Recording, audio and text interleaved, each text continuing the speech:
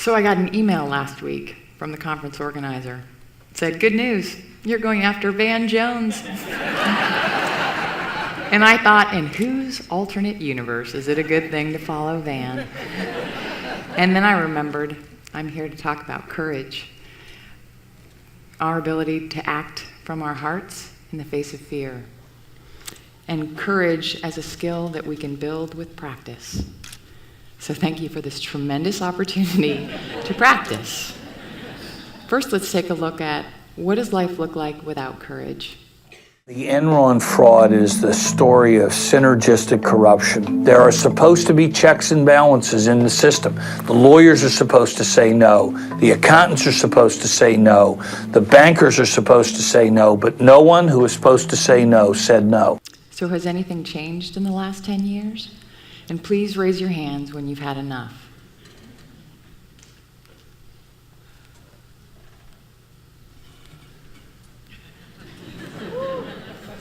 Yeah, me too. And it doesn't have to be this way. What if the people in these circumstances had the courage and the skills to act on their values in the face of fear? I met a man who did, in exactly one of those types of circumstances. We'll call him Ted. He found an illegal trading ring in his department, and he didn't know what to do, so he did nothing. And as the days passed and the stress built, he decided he would have to quit. He confided in his friend in another department, and his friend said to him, "If you went into the system, could you find the program?" And Ted said yes. And his friend said, "Then you have no choice."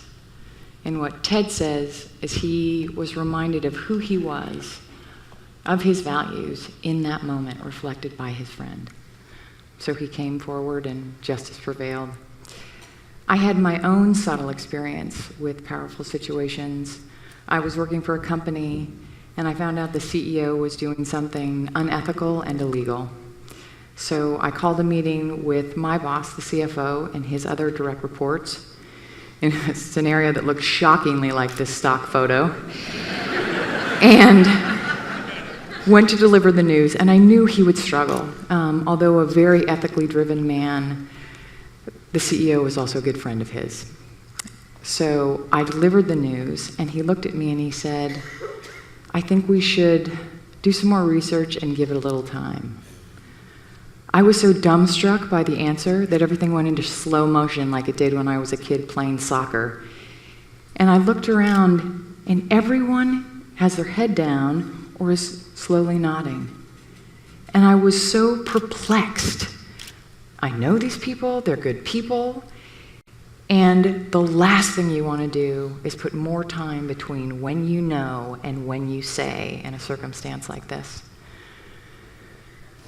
So I was confused, but the humbling part of the story for me is then my thought process goes to, maybe we don't have to do anything. Maybe it isn't such a big deal. I don't even have to say anything.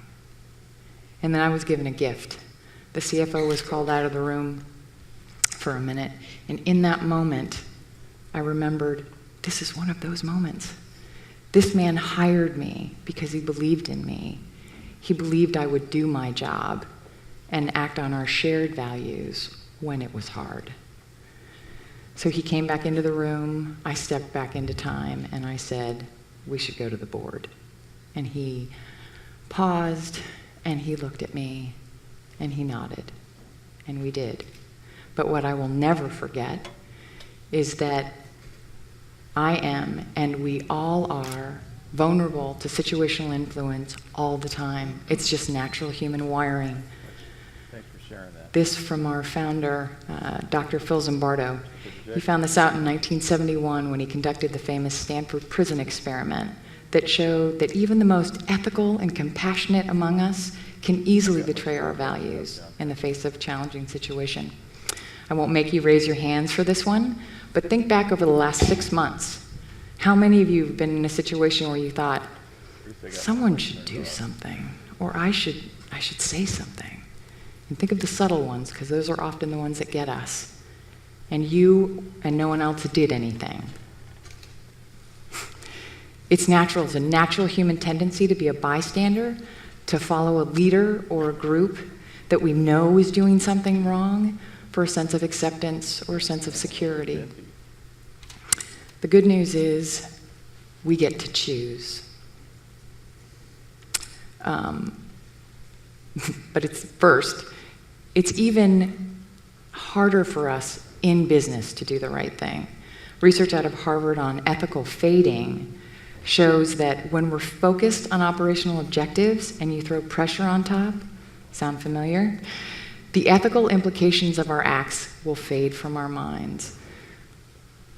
Pay attention when people say, "This is business." Find out what they mean when they say that. So now the good news is we get to choose. Between stimulus and response, there is a space. And our work is about using that space to get us to reconnect to our values, to our hearts, to our natural wisdom to act courageously.